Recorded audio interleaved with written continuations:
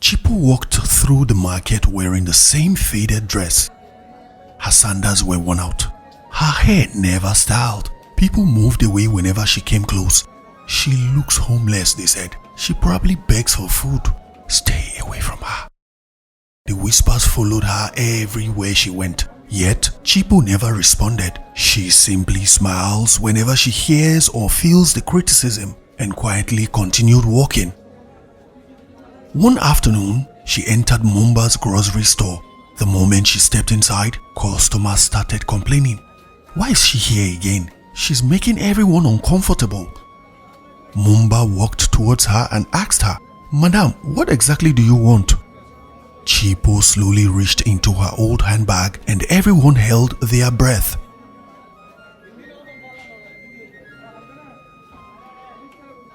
The store became silent. Mumba frowned and asked, "What is that?" Chipo smiled and responded, "I came to settle an old account." Nobody understood what she meant. Mumba opened the envelope. His face immediately changed because inside the envelope contained money, a lot of money, far more than the debt she mentioned. The customers were confused.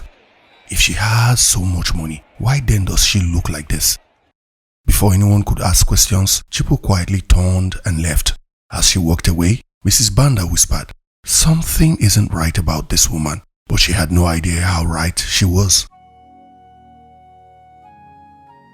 The next day, Mrs. Banda followed her. She followed Chipo quietly and observed her. She wanted answers. She wanted to know why a woman would look so poor yet possesses so much money. For hours she followed her through town. Then Chipo stopped. She didn't stop at home. She didn't stop at the market, not at a restaurant, but she stopped at an orphanage home. Then Mrs. Banda hid somewhere to watch what Chipo was to do. Immediately Chipo arrived at the orphanage home, the children ran towards her shouting, "Auntie Chipo, Auntie Chipo, Auntie Chipo, you're welcome." Their faces lit up with so much joy.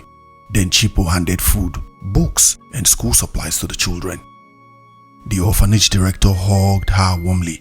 Then Mrs. Banda said, "What? How can this poor lady receive so much accolade? I can't believe my eyes," she said. But the biggest shock was coming. Moments later, a luxury SUV drove into the compound. The driver stepped out and immediately bowed respectfully before Chipo.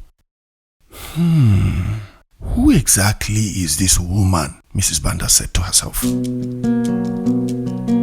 News spread quickly. People wanted to know the truth. Mr. Firi decided to investigate. What he discovered left the entire town speechless. Years earlier, Chipo had inherited a successful family business. She owned farms, properties, and several companies. She was one of the wealthiest women in the province, yet she chose to live simple. When reporters once asked her why, she replied, "Character is revealed when people think you have nothing." Mr. Firi shared the information with the town. Suddenly, everyone wanted to be Chipo's friend. Everyone except one person, Mrs. Banda, because she knew a secret nobody else knew. And that secret could destroy everything. Mrs. Banda stepped forward. "I know who Chipo really is," she said. The crowd became silent. Chipo's smile disappeared.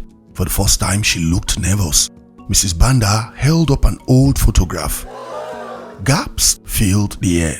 The photograph showed Chipo standing beside a man the entire town believed had died years ago. Questions exploded everywhere. Who was this man?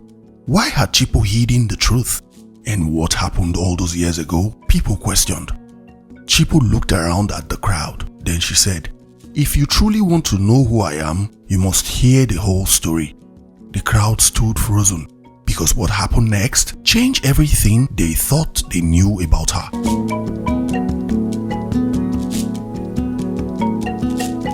The crowd stood silent.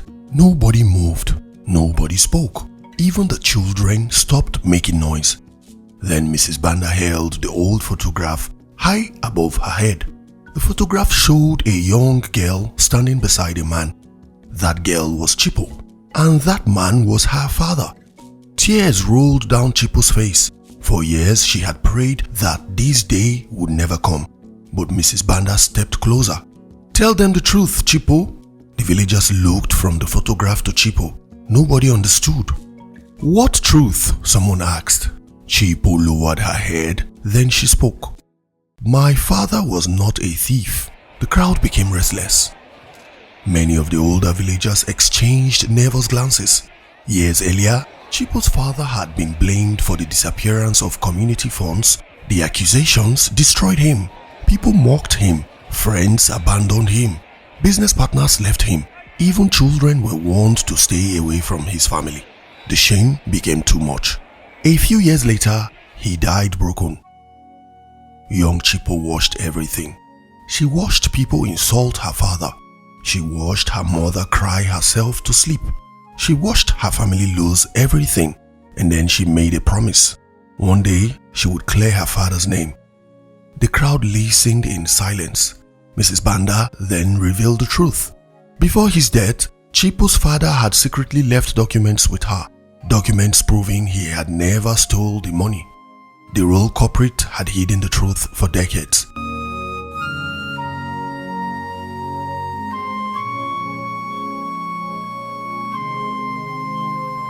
Mrs. Banda opened an old envelope. Inside were records, receipts, signatures, and letters. Mr. Firi stepped forward, and then he said, "I have checked every document. The records are genuine. The money was never stolen by Chipo's father."